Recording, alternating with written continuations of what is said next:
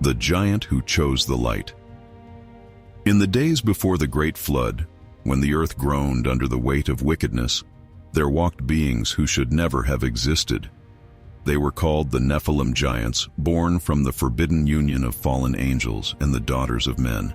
They were massive creatures, towering over the tallest trees, their footsteps shaking the ground beneath them like distant thunder. These giants ruled the earth with cruelty and chaos. They tore mountains apart for sport, their laughter echoing through valleys as they competed to see who could hurl the largest boulder or shout the loudest blasphemy against the heavens. Their hearts were as dark as midnight, and their souls knew nothing but rebellion. They had inherited their father's defiance, and they wore it like armor. Every morning, they would gather in the camps and boast of their strength. Every evening, they would raise their massive fists toward the sky and curse the Creator who had cast out their angelic fathers. Violence was their language, destruction was their purpose, and fear was what they inspired in every living thing that crossed their path. But among them walked one who was different. His name was Mai. Mai stood as tall as his brothers.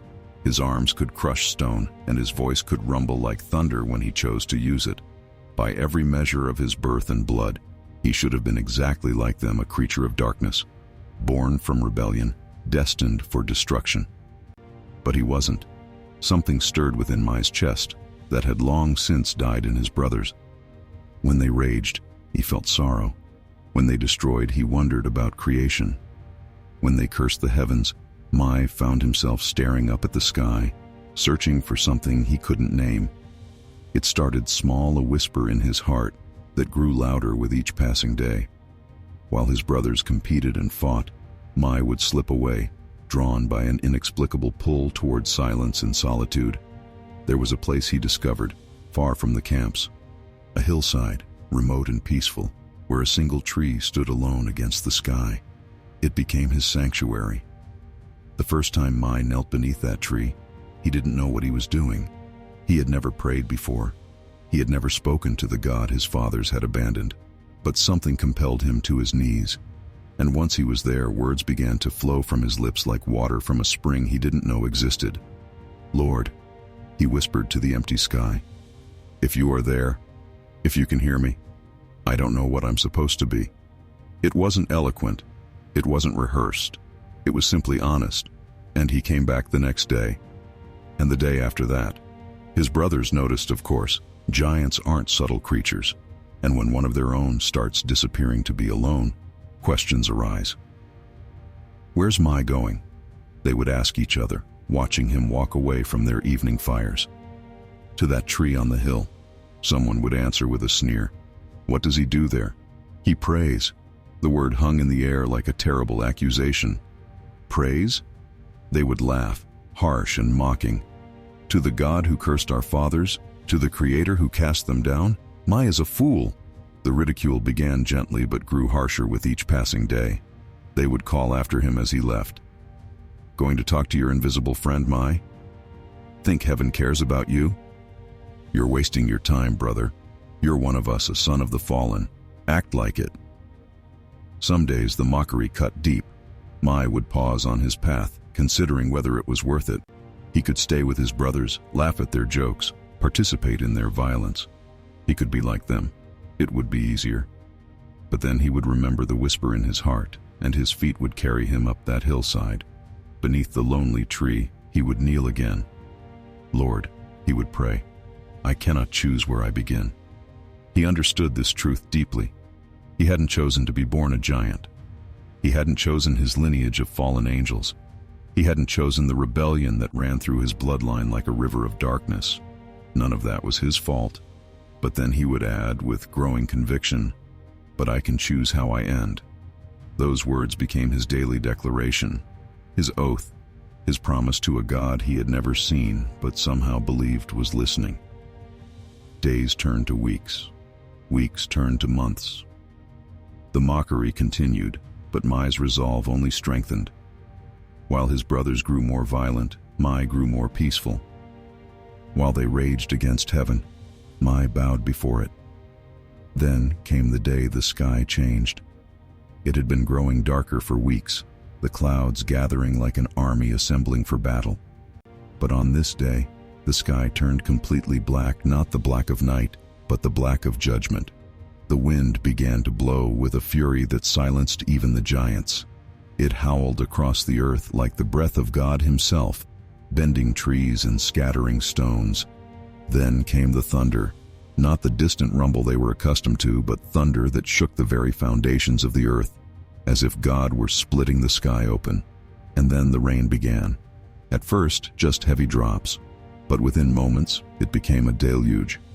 Water poured from the sky in sheets, and the ground beneath their feet began to tremble as the fountains of the deep burst forth. The giants looked up at the darkened sky, and for the first time in their lives, they felt something they had never known: fear. "What is this?" they shouted to each other over the roar of the storm. "Judgment," one of them said quietly. "This is judgment." Panic spread through their ranks like wildfire. These mighty warriors, who had feared nothing, suddenly understood that they were facing something they could not fight, could not outrun, could not overpower with their strength. They began to move. Some ran toward the mountains, hoping to climb above the rising waters. Others tried to build shelters, using their massive strength to pile stones and logs. All of them fought because fighting was all they knew. All except Mai. While his brothers scattered and scrambled and shouted their plans, Mai stood still in the camp, rain streaming down his face, looking toward the hillside. "Mai!" One of his brothers grabbed his arm. "What are you doing? We need to climb. We need to—" "I need to pray," Mai said simply. "Pray? Now? Are you insane? The world is ending." "I know," Mai replied. "That's why I need to pray." He pulled his arm free and began walking. Not running, walking. Through the rain, through the chaos, through the rising water already pooling around his ankles. His brothers watched him go, some calling after him, others shaking their heads in disbelief. Mai climbed the hillside one final time. The rain pelted his back. The wind threatened to push him down. Lightning split the sky around him, illuminating his path in brief, brilliant flashes. But he kept walking. When he reached the tree, he lowered himself to his knees. The water was already up to his thighs, rising impossibly fast. In the distance, he could hear his brothers screaming as they climbed and fought against the inevitable. Mai closed his eyes. "Lord," he whispered, "I cannot choose where I begin, but I have chosen how I end. Here, with you, whatever comes next.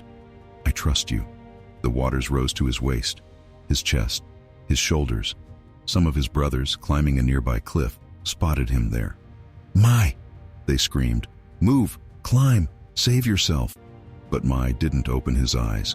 His lips continued moving in silent prayer, his face peaceful even as the waters rose around him. "He's given up," one giant shouted. "No," another said, watching Mai's face. "He's given in." The waters reached Mai's chin, then his mouth, then his nose, and then they covered his head completely. But in that moment, in that precise moment when the waters should have claimed him, something miraculous happened. A light broke through the storm, not lightning, not any natural light. This was pure, brilliant, divine light that pierced through the darkness like a sword of glory, and it fell directly on the spot where Mai knelt beneath the waters. The giants climbing the cliffs shielded their eyes, but they couldn't look away. They watched as the light grew brighter, more intense, until it seemed as if heaven itself had opened above their brother. Mai's body remained beneath the waters, but his soul, his beautiful, faithful, surrendered soul, was lifted. God himself reached down through the storm and caught him. The last thing the giants saw before the waters took them too was that light carrying Mai upward, his form silhouetted against the brilliance, as he was drawn into the arms of the Creator he had chosen to trust. While they drowned in their rebellion, Mai ascended in his faith. While they fought God to their last breath, Mai rested in God's embrace. The world forgot his name. When the waters receded and Noah's family emerged to begin again, there were no songs sung about the giant who knelt, no stories passed down about the son of fallen angels who chose to bow before God, no monuments erected to honor his memory. The earth moved on as if Mai had never existed at all. But in heaven, in the eternal book where every sparrow's fall is noted and every tear is remembered, These words were written in letters of light. Among the fallen, there was one soul who chose to return to the light. And God, who had watched my walk that lonely path day after day, who had heard every whispered prayer beneath that solitary tree, who had seen him kneel in the rising waters while his brothers ran, God smiled, for he had always been listening. He had always been watching, and he had always been waiting for my to come home. If you believe that God still sees the faithful, no matter where they come from or what blood runs through their veins, say amen. Don't forget to subscribe for more upcoming videos.